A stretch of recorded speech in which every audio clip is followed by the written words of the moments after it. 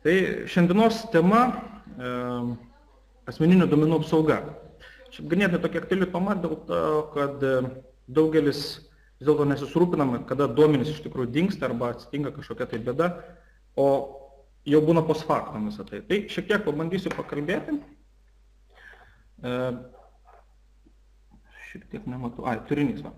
Tai apie ką mes šiandieną pakalbėsim, tai yra kas yra asmeniniai duomenys, daugmaž ką tai sudaro.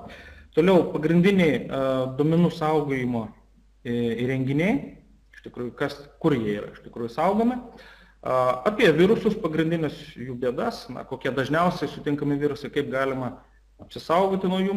Truputėlį pakalbėsim ir apie socialinį saugumą, kad vis dėlto, jeigu mes patys nesisaugosim, mums niekas nepadės. Ir šiek tiek apie kompiuterinius tinklus, jų šiek tiek saugumą, daugiau plačiau apie bevielius tinklus. Taip, tai šiaip jeigu klausimai, tai sakau, rašykit, stengsiuos pasižiūrėti ir atsakyti.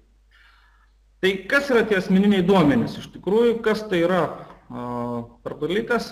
Tai yra pagrindas, tai mūsų visi dokumentai, tai yra dažniausiai sutinkama, tai yra vordiniai dokumentai, exceliniai, nuotraukos, mažas kiekis filmų. Filmai tai dažniausiai būna filmai tos, kurie yra prasintinami ir naudojami piratiniais tikslais, jeigu taip galime vardinti. Bet tai pagrindas yra dokumentai ir šiaip kiek tenka dabar sutikti, tai yra nuotraukos. Nes kažkodėl niekas nebenori tų nuotraukų gamintis, nori tas nuotraukas visą laiką turėti kompiuterį. Nustatymai. Iš principo tai irgi yra, sakyčiau, kaip asmeniniai duomenys, nes dingus įvykus kažkokiai tai problemai. Vis dėlto atneša jums kompiuteris perrašęs Windowsus, viskas dingo. Nieko nebėra, pas manęs buvo taip, pas manęs buvo naip, pas manęs buvo taip. Viskas taip pat yra mūsų asmeniniai duomenys. Elektroninis paštas. Kaip tai galima vardinti elektroninis paštas, kad tai yra, nes šiaip daugelis, aiškus, turbūt naudojatės pašto naršymo programomis, tokiam kaip Gmailas ar dar yra įvairių kitokių Yahoo, bet jos duomenys saugo savo serveriuose, bet egzistuoja kaip ir įstaigose arba kai kurie ir namuose naudoja tai, kad elektroninis paštas iš tikrųjų parkeliauja pas jūs asmeniškai kompiuterį ir jisai yra jau lokaliai viduje. Tai vėl galima įvardinti kaip asmeniniai duomenys.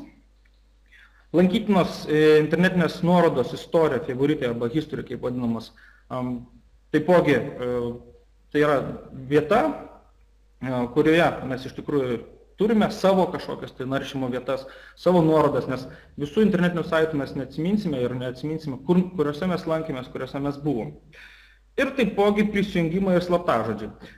Gal norėčiau pasakyti, čia tai asmeniniai duomenys, negalvokim tai, kad kažkoks kompiuteristas gali juos išsaugoti, bet galvokime apie tai, kad kažkas gali šitos duomenys pavogti. Tai yra įvairių būdų ir pakalbėsime šiek tiek vėliau, kaip tai galima juos pasisavinti, kaip tie slaptažodžiai gali atsidurti pas kitą žmogų. Gal šiandien dar bus vartojamas žodis, jums gal žinomas kaip hacker, bet lietuviškai hackeris tai yra programišius. Toks siūlomas vartoti terminas. Šiek tiek aš viršaus sudėtingai man matyti, truputėlį pasitaisysiu. Svarbu kažką daryti. Kodėl? Didelis kiekis programinės įrangos virusų, kurie iš tikrųjų labai dažnai gyvena sistemoje, tai yra gyvena pas mūsų kompiuterėje, mes to nesuvokime ir nematome, ar jisai veikia ar neveikia, kol kažkas tai neįvyksta. Tai yra tai, kad kai kurie virusai, jų veikimas prasideda šiek tiek vėliau, kol mes tai kažko nepadarome. Taipogi yra nemažai būdų, kaip sutrikdyti sistemos veikimą ir išgauti asmeninius duomenis. Labai daug, irgi pakalbėsiu apie tai, kad yra daug būdų, kaip nesudėtingai iš žmogaus gauti duomenis, tiesiog nebūtinai tai programos būdų, bet galima padaryti taip, kad žmogus pats atneš tos duomenis ir tavo atiduos. Ir labai dar vienas svarbus dalykas, kad nieko nėra amžina, nes tiek aparatinė įranga iš tikrųjų jis genda. Ir mes kalbėsime apie kietuosius diskus, kad jų pagrindinės kokios yra bėdos. Tai būtinai reikia tą dalyką pabrėžti. Kokie gali būti nepageidaujami veiksniai, kurie sukelia mums iš tikrųjų problemas. Tai yra, gali būti suplanuoti tyčiniai veiksniai, Tai yra kažkas tai, tas pats programišius, sugalvoja, kad jam reikia išgauti jūsų duomenis ar kažkaip tai pasisavinti. Darbuotojų arba vartotojų sukeltos problemos, tai yra tai, kad pats žmogus kartais nepagalvodamas paspaudi nuorodą arba pats nepagalvodamas kažkokį tai atlieki veiksmą, kuris iššaukia tai, kad duomenys dingo. Tiesiog arba išmeta lentelę, nepaskaitęs, pumpšt, ir viskas, duomenų praktiškai kaip ir gali būti, kad nebėra.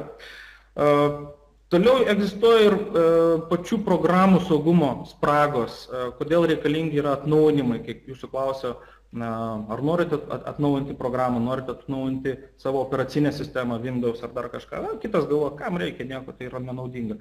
Iš tikrųjų, tos spragos yra labai svarbu, nes labai greitai virusas, jeigu jis yra sukurtas būtent tai spragai, jis labai greitai gali atkeliauti iki jūsų šitos problemos. Tai programų spragos iš tikrųjų egzistuoja. Įrangos gedimai, tai yra natūralu, beveik kiekvienas įrenginys jisai kažkada veikia, kažkada sugenda, nebūtinai, kad tai yra naujas, arba nebūtinai, kad tai senas įrenginys. Ir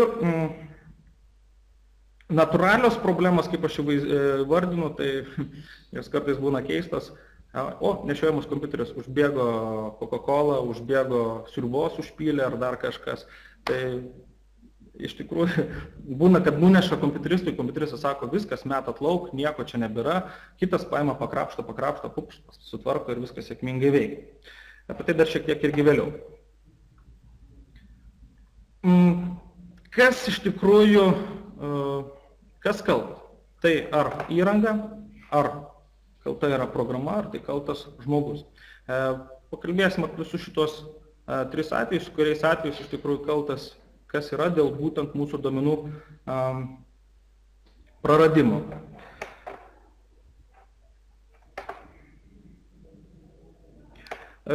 Dabar apie duomenų saugojimo įrenginius. Turbūt daug kas irgi žinot, iš tikrųjų, kas yra per duomenų saugojimo įrenginiai. Kiekvienas, bent jau šitų išvardintų, kiek matot, kažkiek tai esate susidūrėte. Kietasis diskas, tai yra pagrindinė turbūt kompiuterio saugojimo dalis, tai yra, dar paskui šiek tiek vėliau parodysiu, tai yra kvadratinė dėžutė, kurioje yra mūsų duomenys. Toliau naujas dalykas, tai yra kietasis diskas, tik jo tipas jau vadinamas SSD, ir kaip jį pakalbėsim. Flash atmintis, tai jūsų USB atmintukai, aš vis dėlto juos vadinsiu flash atmintis, nors jų pavadinimų yra daug įvairių ir vieni vis kitaip juos vadina. Floppy diskelis, tiesiog išrašiau, kad tai yra kaip saugomas tiek įrenginys, nors jau, kiek supratau, niekas nebenaudojate. Ir CD arba DVD diskas.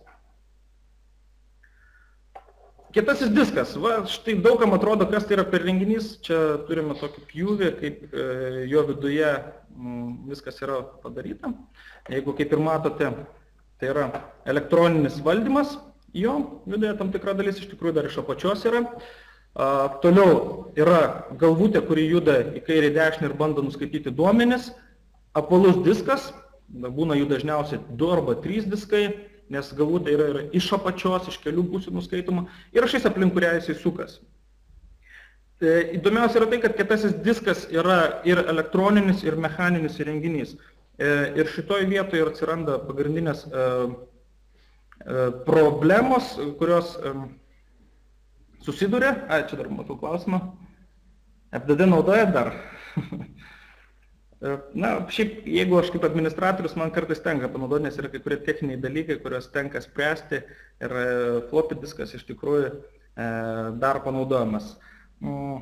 Apie RAM atmintį tai yra dinaminė atmintis, kuri yra tuo metu įrašoma ir ištrinama ir informacija nuolatos yra keičianti. Taip, iš dalies galima panaudoti kaip diską, bet tai nėra saugojama, tai yra apdorojama vieta RAM atmintis, jeigu taip galima kalbėti. Tai kietasis diskas. Dabar, jeigu kalbėti ką, kietasis diskas, tai ką pas mus saugo? Operacinė sistema, jeigu dar labiau išvardinti, tai yra programos, vartotojų nustatymų dokumentai, tai yra viskas tai, kas išlieka po išjungimo, yra kietojo disko informacija ir jo viduje iš tikrųjų yra viskas saugoma.